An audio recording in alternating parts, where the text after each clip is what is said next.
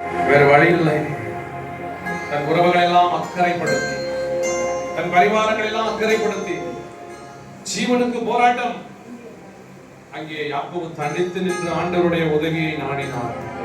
தேவ பிள்ளைகளே, இந்த உலகத்துல எத்தனையோ மனிதர்கள் தந்திரங்களாக சொத்துக்களை சேர்த்து வைப்பது, உலகத்துல நன்மைகளை சேர்த்து வைப்பது, இப்படி எத்தனை காரியங்கள் இருந்தாலும் ஒரு நேரம் வரும், அந்த நேரத்துல தேவனை தவிர வேறு யாரும் உதவி செய்ய முடியாது என்பதை யாக்கோபு அறிந்திருந்தார்.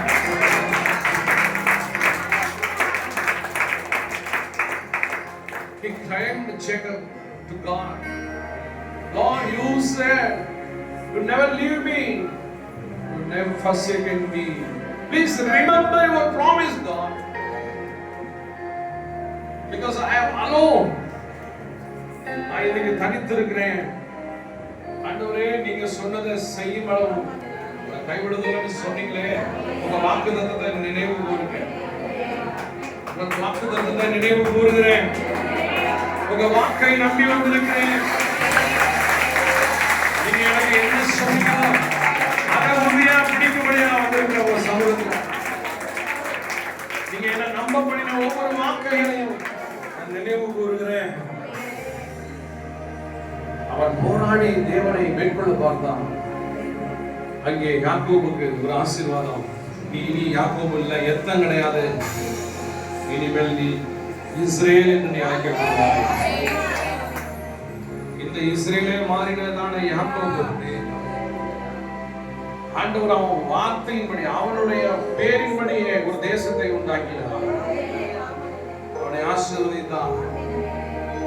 இந்த நாளளவும் அவனை பேரிட்டு அழைத்தவர் உண்மையுள்ளவராய் இருந்தார். இதோ யாக்கோபுக்கு விரோதமான மந்திரம் அல்ல, இஸ்ரவேலுக்கு விரோதமான எந்த பிரிசும் இல்லை. எத்தனாய் இருந்த யாக்கோபு இஸ்ரவேலாய் மாறின பொழுது தேவன் வாக்கில் உண்மையுள்ளவராய் அவனை அழைத்தார், அவனை ஆசீர்வதித்தார். இந்த கால வேளை பொழுது தேவ பிள்ளைகளே, உங்கள் கடந்த கால வாழ்க்கையிலே உங்களுடைய எல்லா மனுஷீக யோசனைகள், மனுஷீக அறிவு, இதெல்லாம் எதையெல்லாம் நன்மையை கொண்டு வந்ததோ இன்றைக்கு அதை அடியோடு மறந்து போயிடுங்க. ஆண்டவரே, நான் தனித்திருக்கும் பொழுது எனக்காக வருகிறவர் நீர்தான், அதை நான் அறிந்திருக்கிறேன். இனி ஆண்டவரே, மனுஷ யோசனைகளின்படி, என்னுடைய சூழ்ச்சியின்படி, என்னுடைய தந்திரத்தின்படி, என்னுடைய அறிவின்படி நான் நடக்க மாட்டேன். என்னை கைவிடாதிரும், என்னை மன்னியும், என்னை உம்மோடு கூட சேர்த்துக் கொள்ளணும், உமக்குள்ளாக வளரும், அதிகமாய் உம்மோடு கூட சிநேகிக்க எனக்கு உதவி செய்ய. உம்மை மாத்திரமே நான் சார்ந்திருக்கிறேன், உம்மை மாத்திரமே நான் நம்புகிறேன்.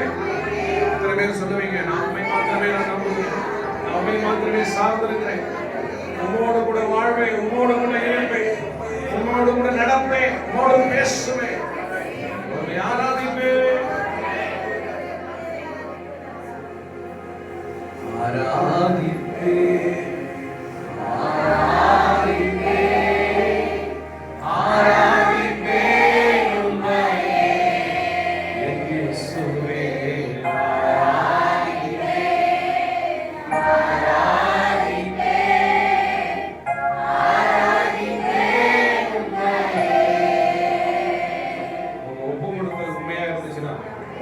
நீங்க விரும்பி வந்த சரீர சுகம், நீங்க எதிர்பார்த்த நன்மைகள், நன்மையை சார்ந்திருப்பேன் சொல்லும் பொழுது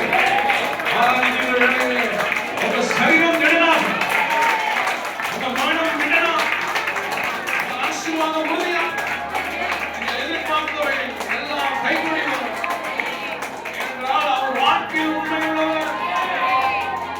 இஸ்ரவேலை கைவிடாதவர், இஸ்ரவேலை நான் உன்னை எப்படி மறப்பேன் என்று சின்ன பிள்ளைங்க முதற்கொண்டு எல்லாரும் கட்டப்படுங்க. ஆராதிக்கிறது உண்மையா ஆராதனை செய்ய, கையை கட்டாத, கையை உயர்த்தி நல்ல